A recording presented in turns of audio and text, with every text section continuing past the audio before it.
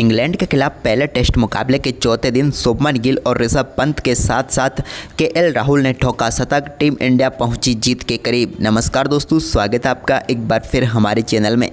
दोस्तों, भारत और इंग्लैंड के बीच आज पहले टेस्ट मुकाबले के चौथे दिन का खेल खेला गया, जहां पर इंग्लैंडी गेंदबाजों के परखच्चे उड़ाकर रख दिए टीम इंडिया के 3 धुरंधर बल्लेबाजों ने और टीम इंडिया का स्कोर एक बार फिर से 500 के पार कर दिया। तो दोस्तों, हम आपको आज के इस बेहद ही शानदार व रोचक मुकाबले का पूरा हाईलाइट तो इस वीडियो में बताएंगे। लेकिन दोस्तों, उससे पहले आप भी टीम इंडिया के इन दमदार खिलाड़ियों के दमदार परफॉर्मेंस को देखकर खुश हैं तो इस वीडियो को एक लाइक जरूर कर दें। इस वीडियो का लाइक टारगेट हमने रखा है मात्र 500 लाइक। और साथ ही दोस्तों, आप कमेंट करके जरूर बताएं कि आप शुभमन गिल, ऋषभ पंत और केएल राहुल की इस पारी को 100 में से कितने अंक देंगे। तो चलिए दोस्तों, जानते हैं आज चौथे दिन का खेल।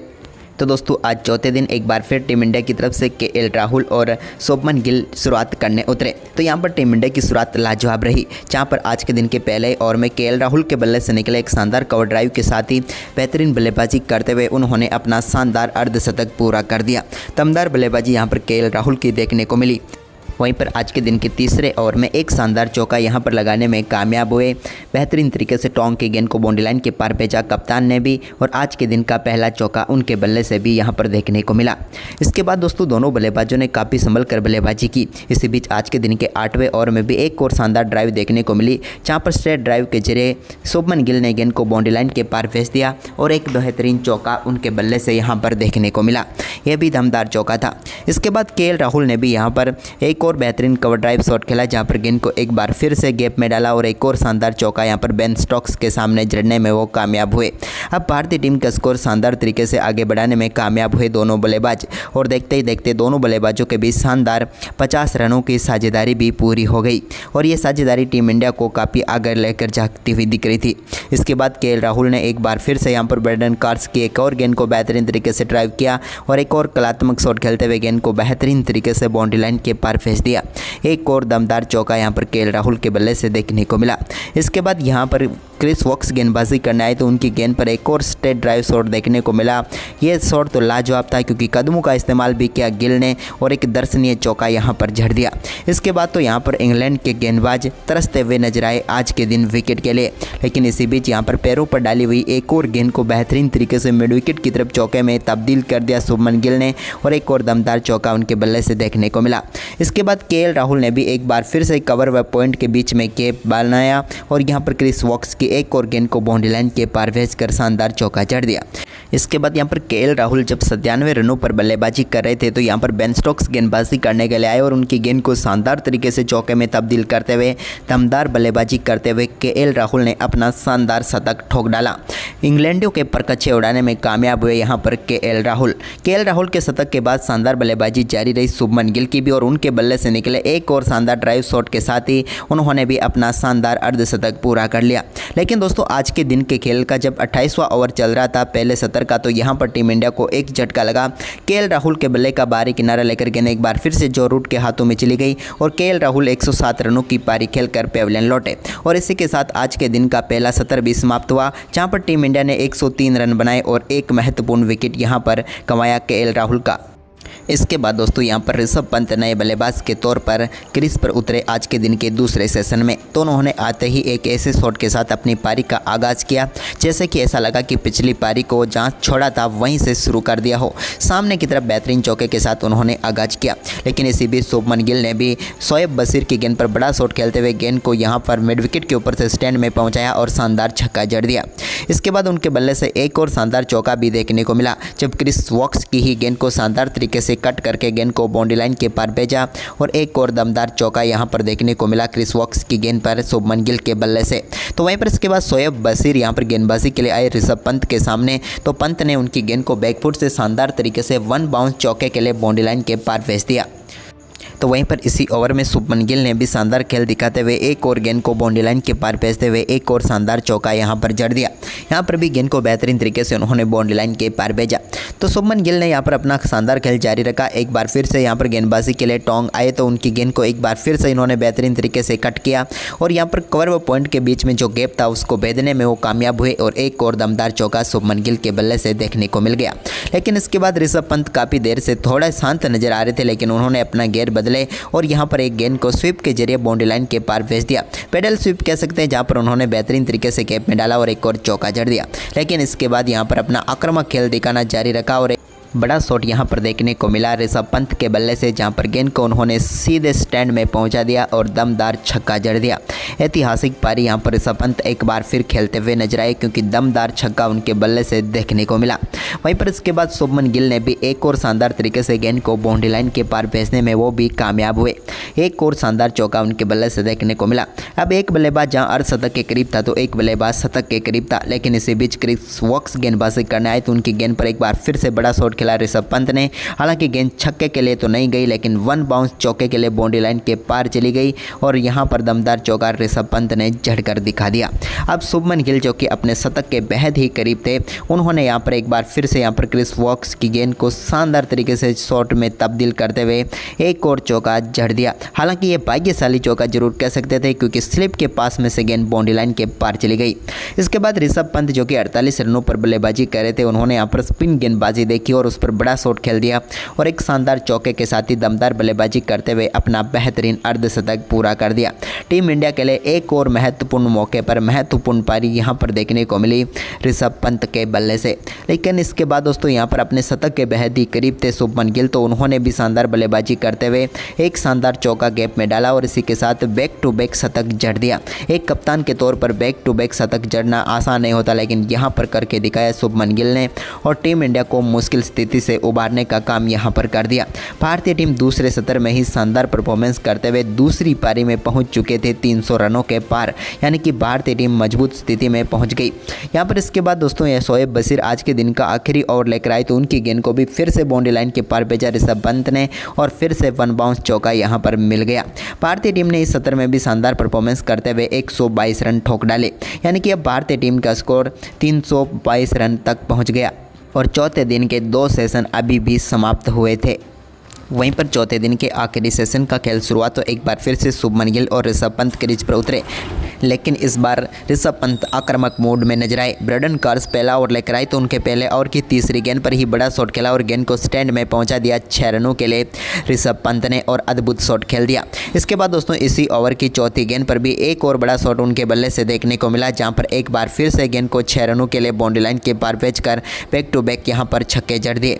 अब चाहे जो गेंदबाज इनके सामने आ रहा हो उसकी धुनाई यहाँ पर पूरी तरीके से करते हुए नजर आए ऋषभ पंत और शुभमन गिल। वहीं पर इसके बाद दोस्तों शुभमन गिल ने भी एक और शानदार शॉट खेला और यहाँ पर एक बार फिर से गेंद को 4 में तब्दील कर दिया। गेंद को बेहतरीन तरीके से चौके में तब्दील करते हुए कवर ड्राइव के जरिए बाउंड्री लाइन के पार भेज दिया शुभमन गिल ने। शुभमन गिल तो अब काफ़ी आक्रामक बल्लेबाजी कर रहे थे, लेकिन ऋषभ पंत भी अब यहाँ पर आक्रामक बल्लेबाजी के साथ साथ कलात्मक शॉट भी खेलते हुए नजर आए, जहाँ पर ब्रेडन कार्स की एक और गेंद को बेहतरीन तरीके से कट किया और स्लिप के पास में से चौके में तब्दील करते हुए शानदार चौका उन्होंने जड़ दिया। वहीं पर इसके बाद दोस्तों यहाँ पर गिल का एक और चौका यहाँ पर देखने को मिला क्रिस वॉक्स के सामने भी, जब उन्होंने भी गेंद को शानदार तरीके से कवर व पॉइंट के बीच में से गैप में डाला और एक और चौका यहाँ पर उनको भी मिल गया। अब तो दमदार बल्लेबाजी के चलते भारतीय टीम की लीड जो थी वो 400 रनों के करीब पहुंचती हुई नजर आ रही थी।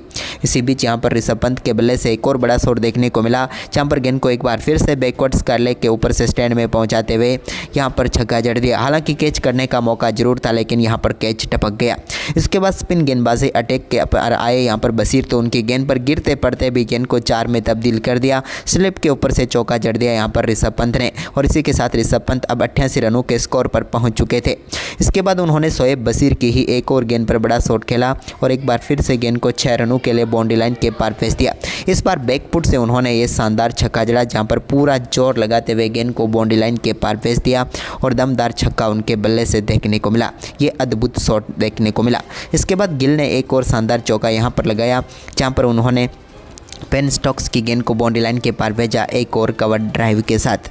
इसके बाद दोस्तों यहाँ पर भारतीय टीम की बढ़त अब 410 रनों की हो चुकी थी, लेकिन ऋषभ पंत अपने शतक से मात्र 6 ही रन दूर थे और उन्होंने एक बार फिर से कमाल करते हुए बड़ा शॉट खेला और गेंद को सीधे स्टैंड में पहुँचा दिया 6 रनों के लिए और बैक टू बैक शतक ठोक डाला। और ये शतक तो कमाल का था क्योंकि मात्र 70 गेंदों पर ही उन्होंने अपना शतक ठोक डाला और 6 बड़े छक्के इस शतक के दौरान जड़ दिए और भारतीय टीम के स्कोर को तूफान की तरह आगे बढ़ाया। और इसके बाद तो दोस्तों सेलिब्रेशन तो कमाल का ही था। एक बार फिर से बैक टू बैक वही सेलिब्रेशन हमें देखने को मिला जो यहाँ पर पहले उन्होंने किया था पहली इनिंग में। इसके बाद दोस्तों यहाँ पर शोएब बशीर की गेंद को एक बार फिर से उन्होंने स्टैंड में पहुँचाया और एक और दमदार छक्का यहाँ पर ऋषभ पंत ने जड़ा, लेकिन इस बार सामने की तरफ जड़ने में वो कामयाब हुए। इसके बाद कप्तान की स्ट्राइक आई तो कप्तान ने भी एक बड़ा शॉट खेल दिया और शोएब बशीर की ही गेंद को एक बार फिर से 6 रनों के लिए बाउंड्री लाइन के पार भेज दिया। उन्होंने भी उनके बल्ले से भी निकला हुआ एक कमाल का अद्भुत छक्का था जो सीधे पहुंच गया एक बार फिर से स्टैंड में। लेकिन दोस्तों इसी के साथ भारतीय टीम ने अपनी दूसरी पारी को यहां पर घोषित कर दिया और इसी के साथ दोस्तों भारतीय टीम को 428 रनों की विशाल बढ़त प्राप्त हुई और 434 रन भारतीय टीम का स्कोर हो गया 6 रनों की बढ़त के साथ, यानी कि 435 रनों का विशाल लक्ष्य इंग्लैंड की टीम के सामने रखा भारत ने। इसके बाद दोस्तों यहाँ पर शानदार गेंदबाजी भारतीय टीम की रही। जब इस विशाल लक्ष्य का पीछा करने उतरी टीम तो यहाँ पर पहले ही ओवर में जैक क्रॉली को बोल्ड करके पेविलियन भेजा जसप्रीत बुमराह ने और बैक टू बैक दोनों इनिंगों में उसे आउट करके पेविलियन भेजा। लेकिन पिछली बार तो उसने 4 रन बना लिए थे, लेकिन यहाँ पर तो जैक क्रॉली अपना खाता भी नहीं खोल पाए और 3 गेंदों का सामना करने के बाद ही उनको बोल्ड करके पेविलियन भेज दिया जसप्रीत बुमराह ने। इसके बाद दोस्तों यहाँ पर जसप्रीत बुमराह ने ही चौथे ओवर में यहाँ पर बेन डकेट को भी पेविलियन भेजा। बेन डकेट के सीधे गेंद पैरों पर जाकर लगी, जबरदस्त अपील हुई और यहां पर अंपायर ने उन्हें आउट करार दिया गया और बड़ी सफलता टीम इंडिया को मिल गई। यहां पर सिर्फ 1 रन की पारी खेलकर बेन डकेट भी चलते बने।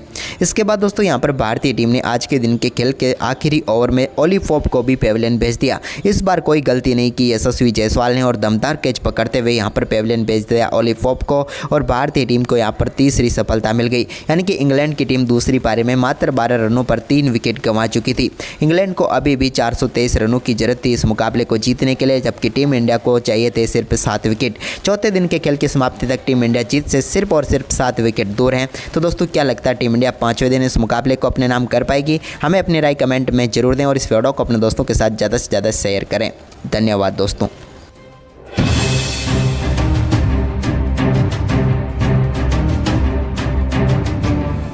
इंग्लैंड के खिलाफ पहले टेस्ट मुकाबले के चौथे दिन शुभमन गिल और ऋषभ पंत के साथ साथ केएल राहुल ने ठोका शतक। टीम इंडिया पहुंची जीत के करीब। नमस्कार दोस्तों, स्वागत है आपका एक बार फिर हमारे चैनल में।